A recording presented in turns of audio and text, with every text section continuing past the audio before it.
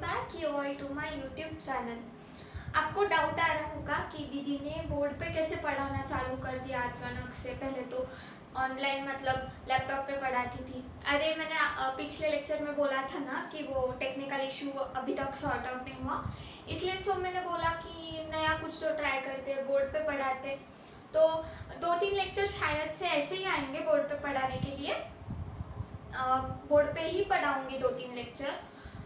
जब issue clear होगा तब मैं लिनोवो मतलब मेरे लैपटॉप पे ट्राई करूँगी। ओके, चलो बिना किसी टाइम पास के हम लोग आगे बढ़ते हैं। आगे बढ़ने के बाद आज हम लोग करने जा रहे हैं heredity and variation chapter. The first concept is DNA. What is DNA? दीदी डीएनए इज डीऑक्सीराइबोन्यूक्लिक एसिड। अरे बाबा, फुल फॉर्म नहीं पूछा मैंने। What is DNA? DNA is our genetic material. So DNA, as we all know, DNA is our genetic material. Common sense है भाई। अब देखो, if I wanted a copy, made a copy of person A, if I wanted to make person A, simply say, if I wanted to make person A, अब मुझे person ए को बनाना है तो मैं कैसे बना सकती हूँ? बोलो जल्दी, कैसे बना सकती हूँ? Yes, you are right. मुझे उसका डीएनए चाहिए।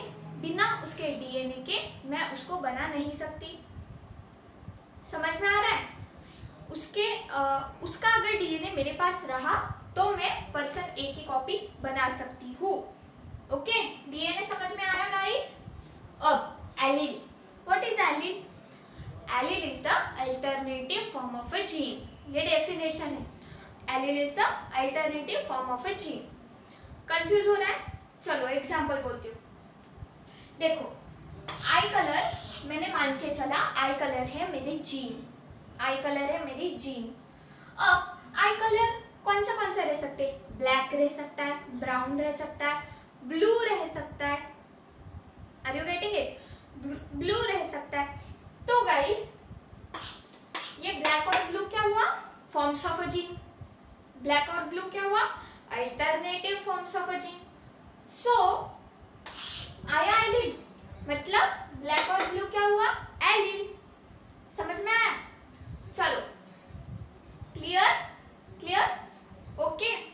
और एक एग्जांपल दूं? चलो, ये देखो, प्लांट, टॉल और शॉर्ट। प्लांट हुआ जीन, कौन सा भी प्लांट, पी प्लांट, जीन हुआ।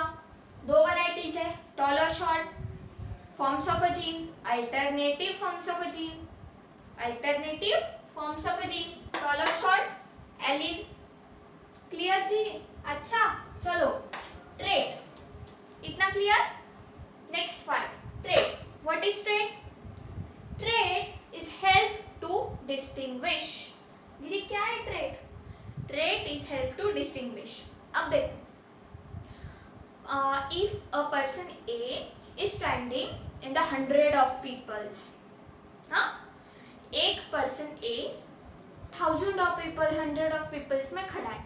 If an a person A is standing in the 100 of peoples and I wanted to recognize him, person B came and person B says, if you want to recognize, then I will give you a hint.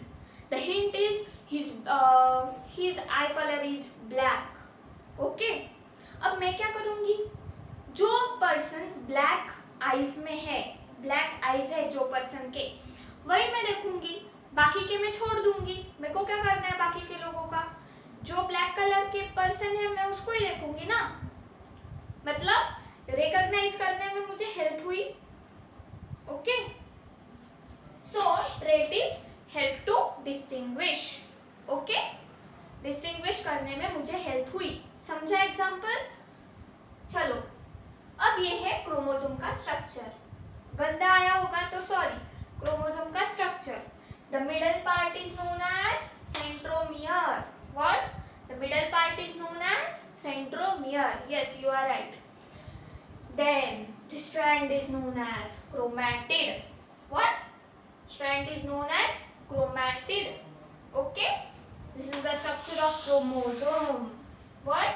This is the structure of chromosome. Clear? हाँ जी clear है. चलो आगे बढ़ने के पहले मुझे एक question पूछना है. गाइस, हमारे बॉडी में कितने पेयर्स ऑफ क्रोमोसोम रहते हैं?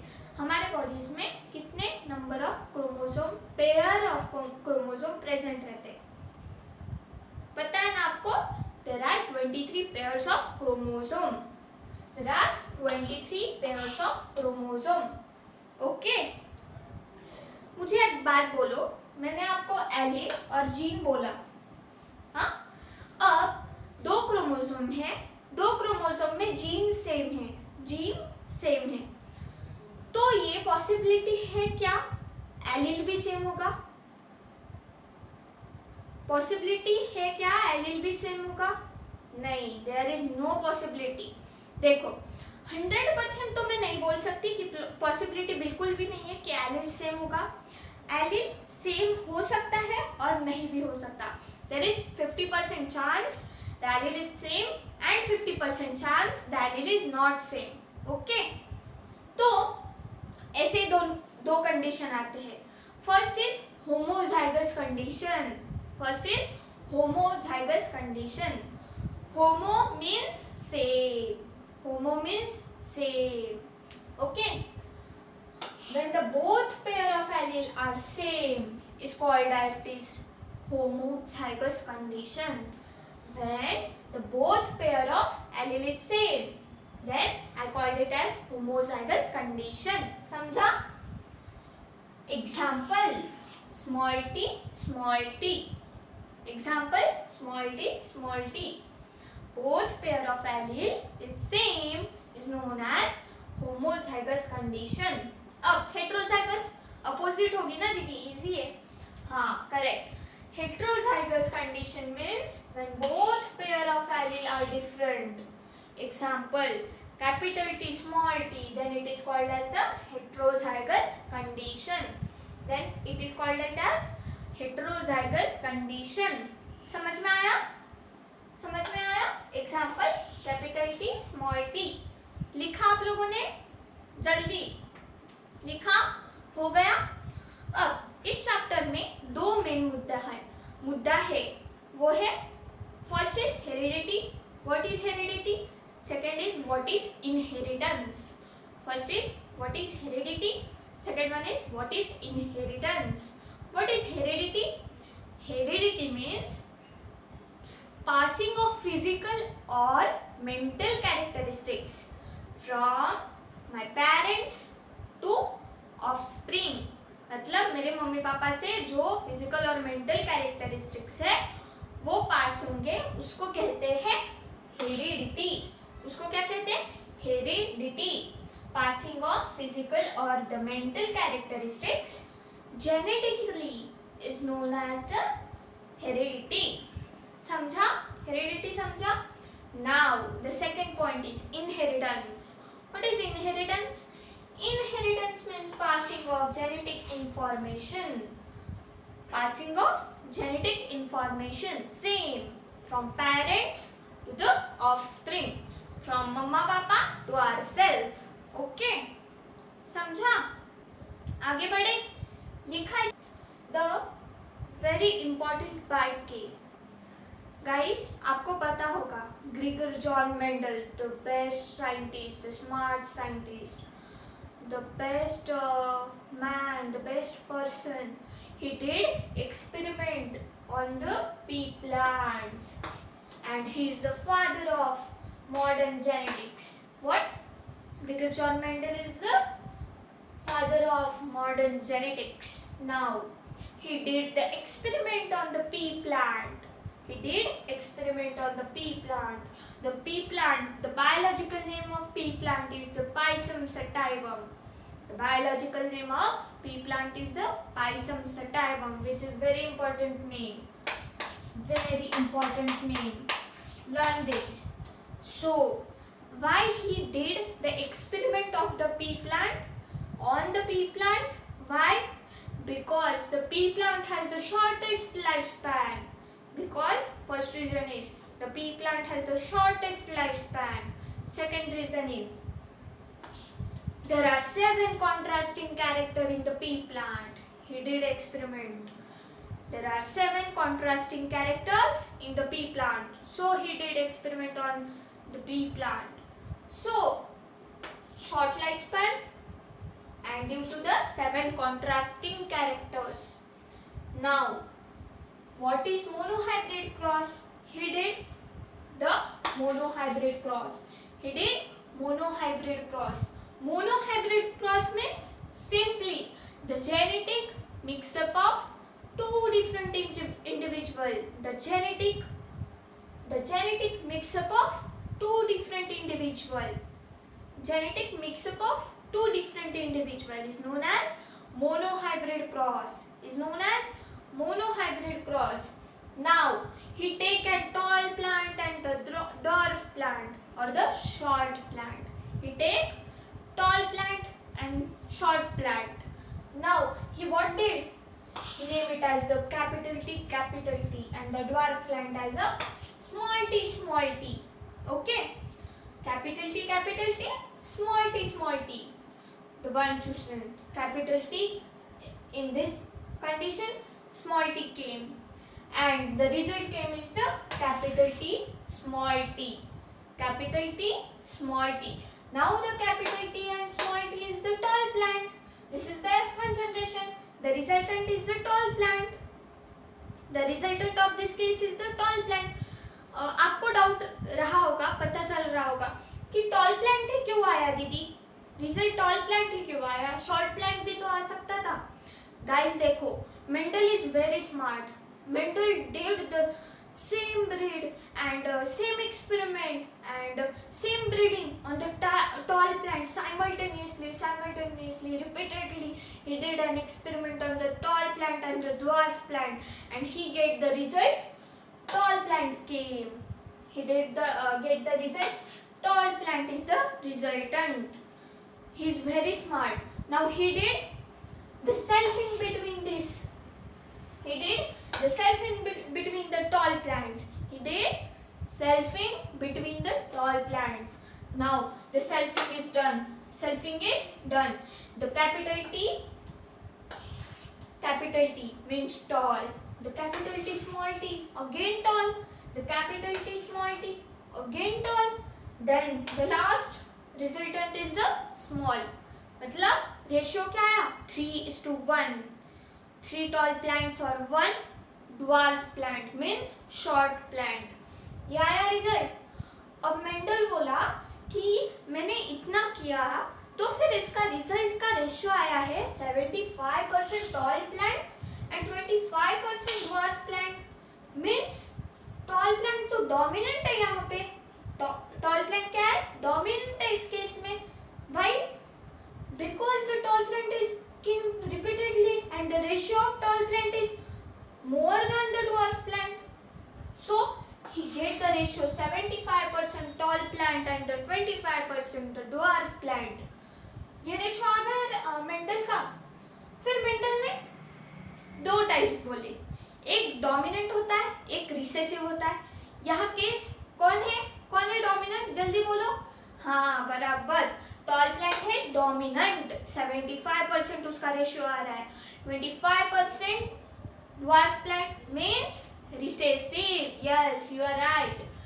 Now, what is the tall plant and the dwarf plant? You have a doubt in this. What is dominant? Dominant means again the ratio is dominating. When someone is dominating, then it is known as the dominant character. When someone is suppressed, someone is not getting the result or the ratio or the process or the resultant side, then it is known as the recessive.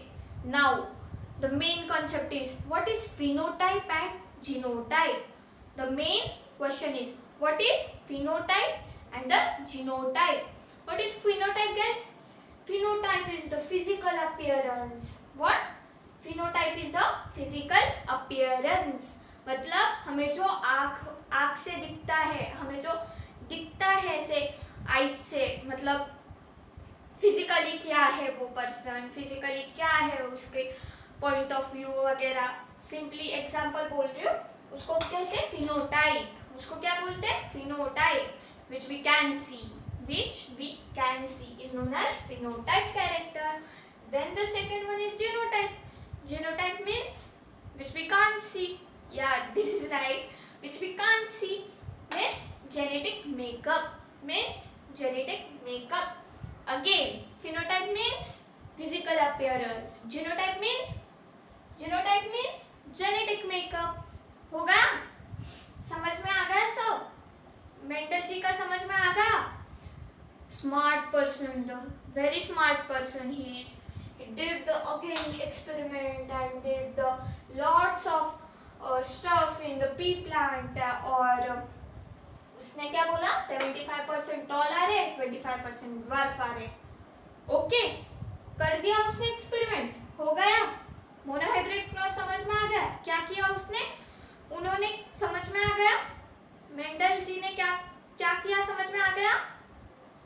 Okay, he is very best person, he is very best person. Now ये याद रखना, he is the father of genetics. This is very important. ये एक याद रखना. He did experiment of Pisum sativum means P plant. Means P plant. समझा? समझा? Clear है? समझ में आ गया?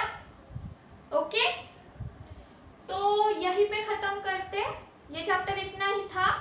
ये चैप्टर 8th में भी आता है और 12th स्टैंडर्ड में भी आता है.